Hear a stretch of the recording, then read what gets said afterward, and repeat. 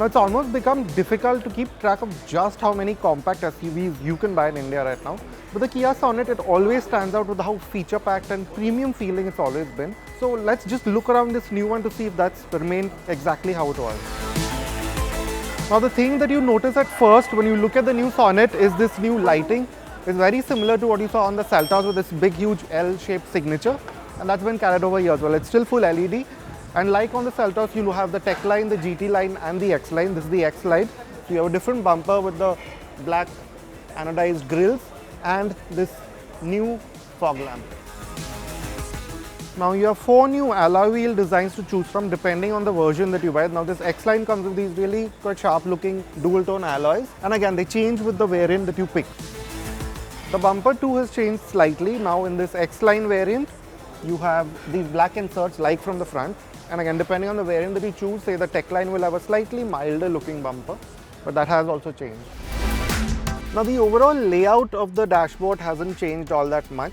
So you have that still very high quality feel coming from it, especially with these steering wheels and the metallic paddles, the stitching on it, and all the switchgear that's here, especially these vertical air vents, so they all feel really quite nice. But what has changed is this upholstery. Now this being the X-Line version, you get this slightly dark greenish theme to it, and there are about 3 or 4 more options again depending on the version that you pick. Now, like I just said, the Sonet was especially well equipped, and that continues with this facelift to an even greater standard.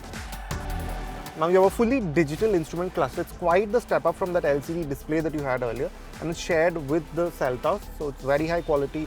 The graphics are really slick, so it's now very easy to see the information the car wants to show you.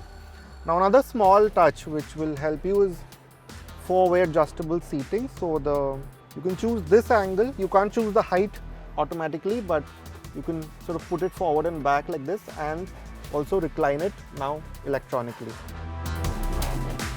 Now among other changes, all the windows, not just the driver, gets this one touch up and down feature, which we think is great.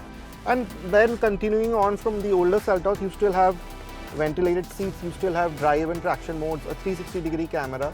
Cameras of great quality. But another feature addition here is that when you use the Find My Car application on your phone, you can access these cars used directly on your phone, which is, I think, a very interesting feature.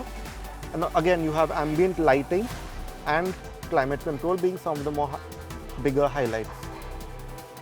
Now in terms of safety, you also get ADAS now, level 1 ADAS in the top variants, but all Seltos and all Kia cars now get 6 airbags as standard.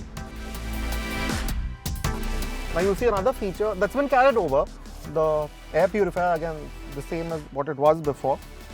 But again, over here you see the new upholstery and so on, the sunroof, another good feature to have. And the Sonet also continues with these sunshades. Now they're a great touch considering most SUVs at this price point don't get it.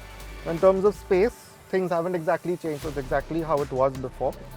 So you have a reasonable amount of space. Not the best in this segment by any stretch, but it's reasonable, say, for a family of 4. And for an occasional 5th passenger, the central tunnel isn't quite high, so that's not a problem either. You have the sunroof and fairly large windows, so it feels like a fairly spacious cabin too. Now the Sonet hasn't exactly changed mechanically, so all the engine options continue as they were. Now this being the top end option, a 1-litre turbo petrol, which you can have with a DCT or an IMT. Luckily the diesel version hasn't been let go of with this update. You still get that, and in fact you can now have this with the manual, again the diesel version, and of course the base engine remains at 1.2-litre naturally aspirated petrol. You can expect it to be launched by about, say, mid-January, but what do you think of it? Do you think all the new features make it even more desirable than it was already, especially all the tech features inside? And for prices, we think it'll start at about 10 lakh rupees and go up to about 16 to 17 lakh rupees for the diesel version.